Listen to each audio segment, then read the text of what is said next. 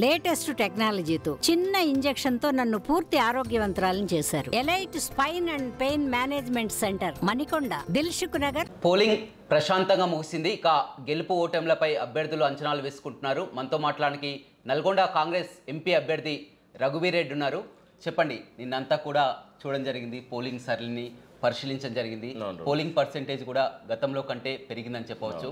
ఎలా ఉందంటున్నారు ఈ పోలింగ్ సరళి? బాగుంది. పోలింగ్ సరళి 74% అయింది రమేష్, మీకు కూడా తెలుసు. చాలా బ్రహ్మాండంగా జరిగింది, వన్ సైడెడ్గా జరిగింది. బీఆర్ఎస్ బీజేపీ సెకండ్ ప్లేస్ కోసం కొట్లాడుకోవటమే తప్ప కాంగ్రెస్కి మన నల్గొండలో ఎప్పటిలాగానే ఈసారి చాలా భారీ మంచి విజయం ఉండబోతుంది. అన్ని నియోజకవర్గాల్లో 7 నియోజకవర్గాల్లో కూడా మంచి మెజారిటీ వస్తుంది. ఈసారి సూర్యాపేట నియోజకవర్గంలో పోయినసారి ఓడిపోయింది ఏదైతే ఉందో అక్కడ కూడా మాకు మంచి మెజారిటీ 30 నుంచి 40,000 మెజారిటీ వస్తుంది.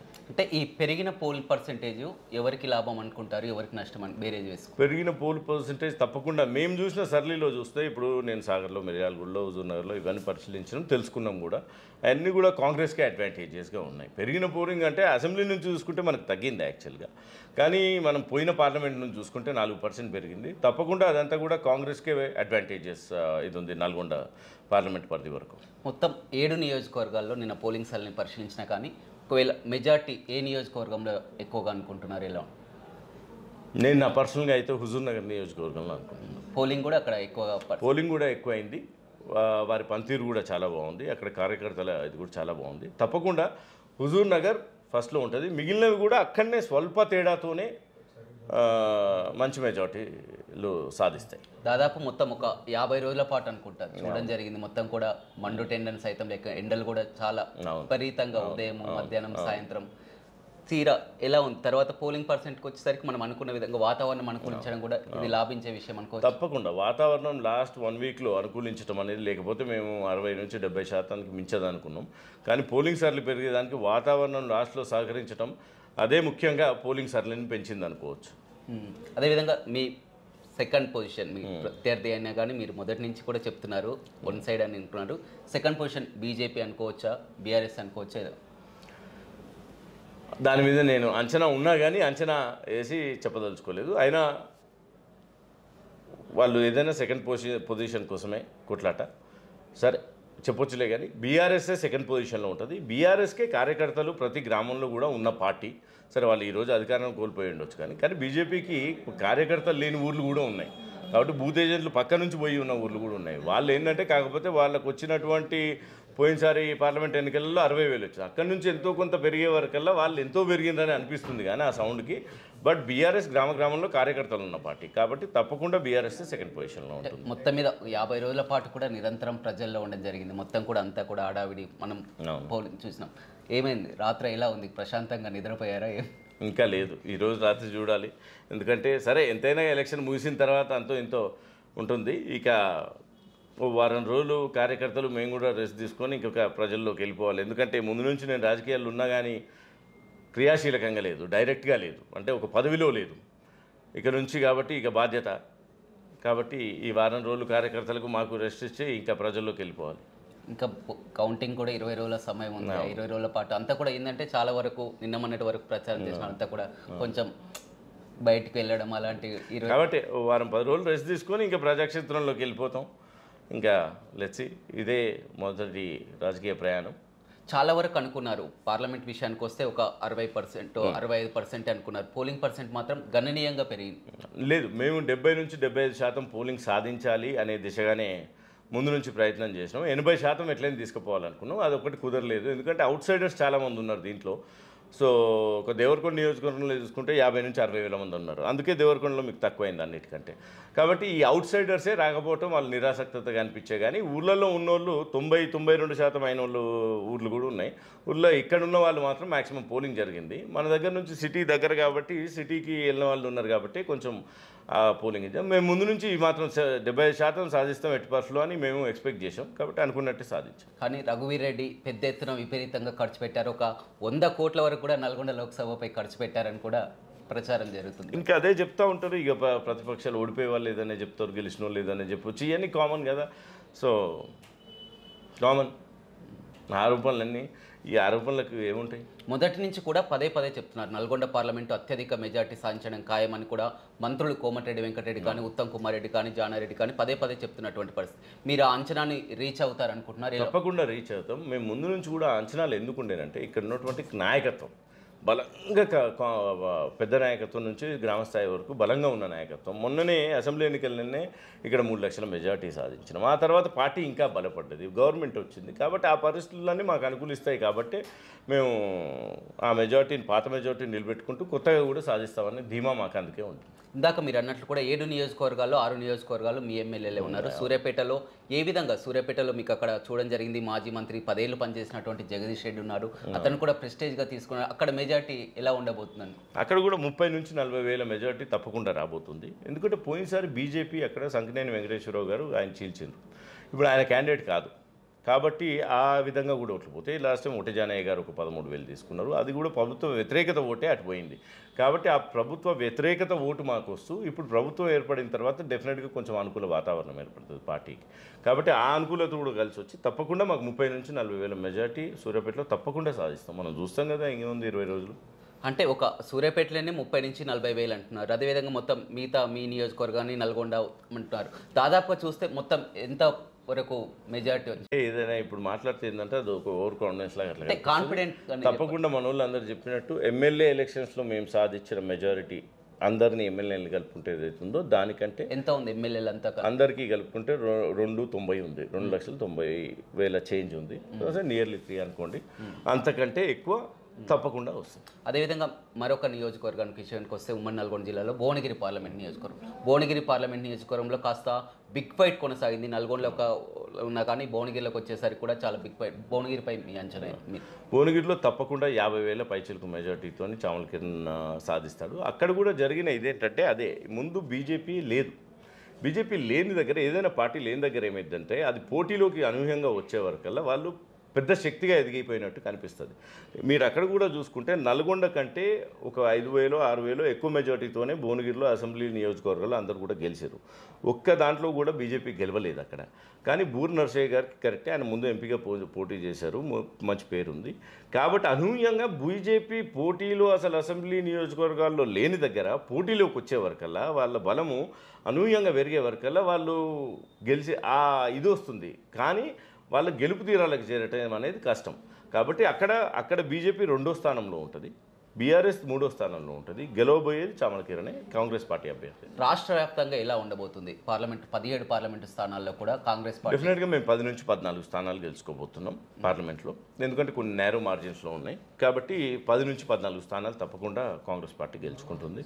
దేశ స్థాయిలో కూడా బీజేపీ అనుకున్న నెంబర్లు ఇవన్నీ తప్పు. అనూహ్యంగా మార్పులు వచ్చాయి దేశంలో కూడా, బీహార్లో, ఉత్తరప్రదేశ్లో అన్నీ.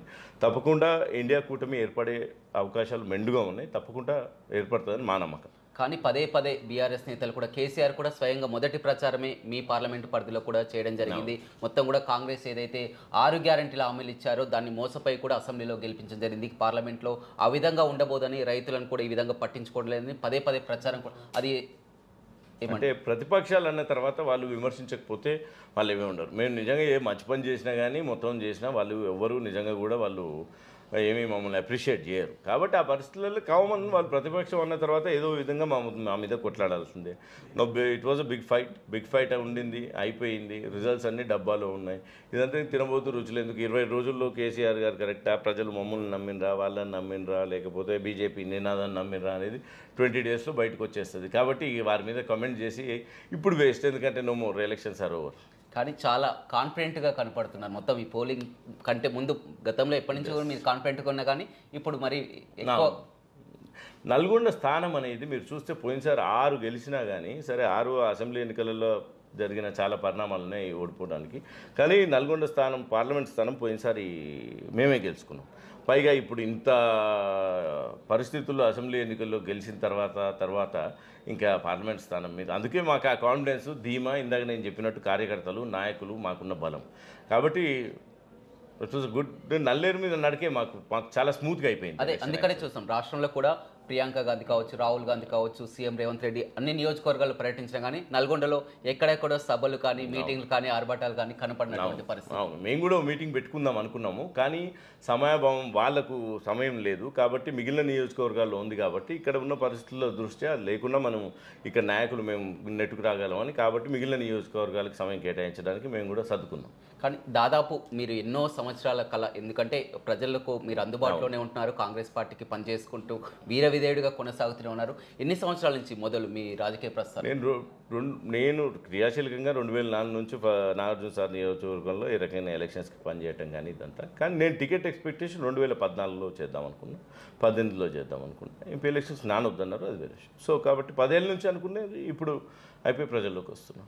ఎలా ఉండబోతుంది రేపు మీరు ఎంపీగా గెలిచిన తర్వాత కూడా? ఎందుకంటే చాలా వరకు హామీలు కూడా ఇవ్వడం జరిగింది, చాలా వరకు నమ్మకాన్ని పెట్టుకున్న అదేవిధంగా విశ్వాసంతో కూడా ఓటు వేయాలి. ఏం చెప్తారు ప్రజలు? తప్పకుండా. ఇప్పుడు ఎందుకంటే మాకున్న అడ్వాంటేజ్, ఇప్పుడు ప్రతిపక్షంలో ఉంటే వేరేలాగా ఉండేది. ఇప్పుడు మేమే అధికారంలో ఉన్నాం, నాకు ఎంపీ ఈ స్థానం మంచిగా గెలుచుకోబోతున్నాం. 2 మంత్రులు మంచి పోర్ట్ఫోలియోస్తో జిల్లాలో ఉన్నారు, మంచి నాయకత్వం ఉంది. చేయాల్సిందల్లా మంచిగా ప్రభుత్వంతో కోఆర్డినేట్ చేసుకుంటే ఇచ్చిన హామీలు ముందు ఎలక్షన్లో అసెంబ్లీ ఎన్నికల్లో ఇచ్చినాయి కానీ ఇప్పుడు ఇచ్చినాయి కానీ ప్రజలు ఎక్స్పెక్ట్ చేస్తున్నాయన్నీ కూడా కంప్లీట్ చేసేదానికి ఇది ఒక మంచి అవకాశం, మంచి పేరు తెచ్చుకునేదానికి మంచి అవకాశం. కాబట్టి మంత్రులతోని, ప్రభుత్వంతో ఉన్న ఎమ్మెల్యేలతోని కోఆర్డినేట్ చేసుకొని వాళ్ళు ఇచ్చిన హామీలు, ప్రభుత్వం ఇచ్చిన హామీలు, నేను ఇచ్చిన హామీలు తప్పకుండా ఈ 4-5 ఏళ్ళలో పూర్తి చేసి పార్టీని పటిష్టపరిచి తప్పకుండా ఇక్కడ నేను కూడా మంచి పేరు తెప్పించుకునేదాన్ని తప్పకుండా సఫలీకృతం. మొదటి నుంచి కూడా చాలా వరకు జిల్లాలో కానీ బయట కానీ ఒక చర్చ జరుగుతుంది, జానారెడ్డి ఇంట్లో ఒకరు ఎంపీ ఒకరు ఎమ్మెల్యే, వారికే పదవుల వారికే అన్నట్టు కూడా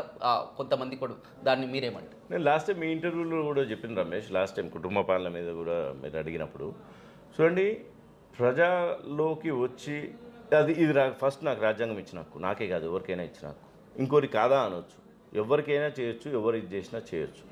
కానీ ప్రజలు ఒకసారి వాళ్ళు న్యాయ నిర్ణేతలు మనకిస్తే మనం ఇది చేసి వాళ్ళకి డెలివరీ చేస్తాం. కుటుంబ పాలన అని ముందు మేము అన్నది కానీ కేసీఆర్ గారిని ఎవరన్నా విమర్శించింది కానీ ఏంటంటే వాళ్ళు అన్ని వ్యవస్థల్ని వాళ్ళ కంట్రోల్లో పెట్టుకొని వాళ్ళ వరకు వాళ్ళ పరిధి దాటి కూడా ఓన్లీ కుటుంబమే మిగిలిన వ్యవస్థలన్నీ నడిపి దాని మీద మా పోరాటం ఉండే, ఈవెన్ ప్రజా సంఘాల పోరాటం ఉండే, మిగిలిన ఎవరు పోరాటం చేసింది దాని మీద వాళ్ళు మెన్షన్ చేసింది. రండి, పోటీ చేయండి, గెలవండి, అది ప్రతి ఒక్కరూ వారి రాజ్యాంగం ఇచ్చిన హక్కు, దాని ప్రకారం మీరు పోవచ్చు, గెలవచ్చు, ఇది చేయొచ్చు. నేను దానికి అతీతుడిగా ప్రవర్తించినప్పుడు ఈజ్ వాట్ ప్రజల నుంచి రెవల్యూషన్ వచ్చింది అదే అనమాట. ఎప్పుడు ఎవరి కుటుంబాల్లో లేని వాళ్ళ కుటుంబంలో కొత్త కాదు, ఇక ముందు రారని కాదు, ముందు లేరని కాదు. కానీ వాళ్ళు ఓన్లీ మిగిలిన వ్యవస్థల్ని మంత్రులే ఉన్నారు. నేను లాస్ట్ టైం కూడా చెప్పిన మీ ఇంటర్వ్యూలోనే అనుకుంటా, ఇప్పుడు హోంమంత్రి గారే ఉండే అనుకుందాం, వారికి చేతిలో పవర్ ఉండేనా, దండం లేకుంటే ఓన్లీ వీళ్ళే 4-5 పీపుల్ కంట్రోల్ చేశారు అనేదే అభియోగం. అక్కడ అందరు పోరాడింది కూడా దాని మీదనే. కాబట్టి దానికి దేర్ ఇస్ నో ఆస్కారం. దానికి ప్రజలు వచ్చి పని చేస్తామంటే దేనికైనా అది నువ్వు లీగల్గా నువ్వు పోటీ చేసి నువ్వు గెలిచి ప్రజలకు సేవ చేస్తానంటే ప్రజలు కాదన్నారు, ఎవరు కాదన్నారు, కాదనే హక్కు కూడా ఎవరికి లేదు. కానీ మొత్తం కంట్రోల్ మనది కాని దానిది కూడా మనది కంట్రోల్లో పెట్టుకొని మనం చేయటం అనేదే తప్పు, అదే ప్రజలు యాక్సెప్ట్ చేయాలి. ఇక్కడ ప్రచారం జరిగినప్పుడు కూడా పోటాపోటీగా కూడా ప్రచారం చేశారు. జగదీష్ రెడ్డి కూడా జానారెడ్డికి సవాల్ విసరడం జరిగింది. 17 సంవత్సరాలు మీరు మంత్రిగా ఉన్నారు, 10 సంవత్సరాలు నేను మంత్రిగా ఉన్నాను, ఎవరేంలో అభివృద్ధి చెందో చర్చకు సిద్ధమని జానారెడ్డికి స్వయంగా చెప్పినా కానీ ఎవరు కూడా ముందుకు రాలేదు. ఏం చెప్తారు మీరు? ముందుకు రాలేనే తప్పు. నేను కూడా జానారెడ్డి గారిని అడిగా, నేనే చర్చలో పాల్గొనేది. చర్చల గురించి చేస్తా కావాలంటే కేసీఆర్ గారితో నేను పాల్గొని, లేకపోతే ఇంకోరైనా చర్చకు పట్టండి, నేను పంపిస్తా, గణాంకాలు ఇచ్చన్నారు. ఆ తర్వాత మేము మీటింగ్లలో ఛాలెంజ్ చేసాం, మేము ఇది చేసాం, ఫలానా చేసాం, ఈ నియోజకవర్గాల్లో ఇవి చేసాం, మీరేం చేసినారో చెప్పండి అన్నాం. మళ్ళీ వాళ్ళు కౌంటర్గా కనీసం అవును మేము ఈ జిల్లాలో ఇది చేసాం, ఎన్ని ఎకరాలకు మీరు కొత్తగా సాగునీరు ఇచ్చిండ్రు, ఎన్ని ఎకరాలకు మీరు ఎన్ని లిఫ్టులు చేసిండ్రు, ఎన్ని ఇవి అంటే మీ గణాంకాలు మీరు చెప్పండి అన్నాం. కానీ వాళ్ళు చెప్పలేదే. మేము ఇవి చేసాం అని చెప్పాం, ఎస్ఎల్బీసీ మేము మొదలుపెట్టామని చెప్పాం, డిండి మేము మొదలుపెట్టాం, ఎంత పనులు అయినాయి, తర్వాత మీరు ఎన్ని ఇయర్స్లో ఎన్ని చేసారు, ఇవన్నీ మేము క్రాస్ క్వశ్చనింగ్ చేసినాం. మళ్ళీ దానికి సమాధానం లేదు కదా. ఎలక్షన్లు అంటే ఇదేమో డిబేట్ కాదు కదా. డిబేట్ రావడం, పైగా జానారెడ్డి గారు ఉన్నారు, ఇప్పుడు జానారెడ్డి గారు పోటీలో లేరు, ఆయన కూడా ఆల్మోస్ట్ తప్పుకున్నట్టు. ఇప్పుడు ఆయన వచ్చి కూర్చొని కమాన్ నేను రా బస్తీ మీద సవాళ్ళు అంటాం, అది మంచిది కాదు కదా. చెప్పిండ్రు, మీటింగ్లో చెప్పారు, ప్రతిక్రమకంగా కూడా ప్రెస్ మీట్ పెట్టి చెప్పారు, ఇవి these are what we did for Nalgonda, మీరు రండి ఏం చెప్తారు, దాని తర్వాత ముందుకు పోదాం అన్నాం. రాలేదు కదా. సరే ఎలక్షన్స్ ఆర్ ఓవర్ కాబట్టి ఇంకోటి ప్రజలకు తెలుసు కాబట్టి మమ్మల్ని కూడా అంతమంది ఎమ్మెల్యేలు గెలిపించారు, ఊరికే ఉట్టిగా అయ్యారు కదా ఓట్లు, ఇప్పుడు కూడా అందుకే గెలిపిస్తుండ్రు. రేపు మేము డెలివరీ చేస్తే మేము కూడా చేసింది ఇలా అని చెప్తాం, కానీ ఎవరు ఎక్కువ చేసిండ్రు అని ఉట్టిగానే అన్నారు, కానీ మేము ఫలానా చేసామని ఎక్కడన్నా అన్నారా? మీరు తెచ్చింది ఎక్కువ, మేము తెచ్చింది ఎక్కువ అన్నారు. కానీ మేము పలానా చేసామని ప్రతి ఒక్కటి పేరుతోని ఇన్ని ఎకరాలు, ఇంత విస్తీర్ణం, ఇన్ని రోడ్లు, ఇట్లా ప్రతి ఒక్కటి చెప్పుకుంటూ పోయినాం. వాళ్ళు గాల్లో అన్నారు తప్ప గణాంకాలు చెప్పొచ్చుగా.